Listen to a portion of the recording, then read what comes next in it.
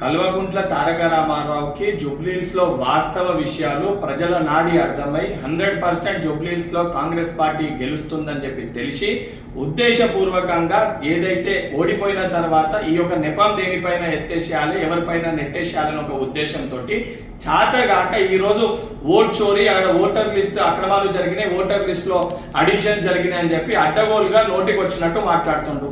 Voter లిస్ట్లో ఎటువంటి అవకతవకలు జరగలేదు, 100% ట్రాన్స్పరెన్సీ తోటి ఉంది, 2023లో ఉన్న లిస్టే ఉందని చెప్పని ఎలక్షన్ కమిషన్ చాలా క్లియర్ కట్గా చెబుతున్నప్పటికీ కూడా అయినా ఓటర్ లిస్ట్లో అవకతవకలు జరిగితే ఎలక్షన్ కమిషన్కి ఆధారాలు తీసుకెళ్లి కంప్లైంట్ ఇస్తే వాళ్ళు దాన్ని రూపొందిస్తారు. ఓటర్ లిస్టులో ఏదైతే తప్పులు చేయని కానీ ఓటర్ లిస్టు రూపొందించేది కూడా కాంగ్రెస్ పార్టీ కాదు, కాంగ్రెస్ ప్రభుత్వం కాదు, మా చేతిలో ఏముండదని తెలిసి కూడా 10 ఏళ్ళు మంత్రిగా పనిచేసిన నువ్వు సోయి లేకుండా ఉద్దేశపూర్వకంగా కాంగ్రెస్ పార్టీ పైన బురద చల్లే ప్రయత్నం చేస్తున్నావు.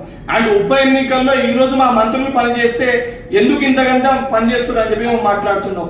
గతంలో బీఆర్ఎస్ పార్టీ అధికారంలో ఉన్నప్పుడు ఉప ఎన్నికల సమయంలో కొత్త పథకాలు తీసుకొచ్చి ప్రజల్ని మోసం చేసి అడ్డగోలుగా అధికారాన్ని దుర్వినియోగం చేసుకుంటేనే ఈరోజు ప్రజలందరూ పంచుకొడితే మీ పార్టీ పోయి గజ్వెల్ ఫార్మ్ హౌస్ లో పండుకుంది.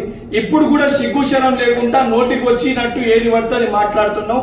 కల్వకుంట్ల తారక రామారావు 100% జూబ్లీహిల్స్ ఎన్నికల్లో కాంగ్రెస్ పార్టీ అభ్యర్థి భారీ విజయంతో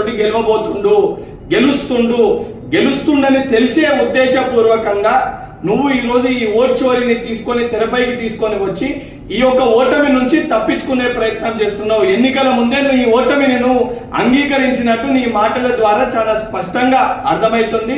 కేటీఆర్ నువ్వు ఎన్ని దొంగ మాటలు చెప్పినా, ఎన్ని డ్రామాలు ఆడినా ప్రజలు నిన్ను చెప్పులతోటి కొట్టే రోజులు త్వరలోనే రాబోతున్నాయి అని చెప్పి కేటీఆర్ని హెచ్చరిస్తున్నా.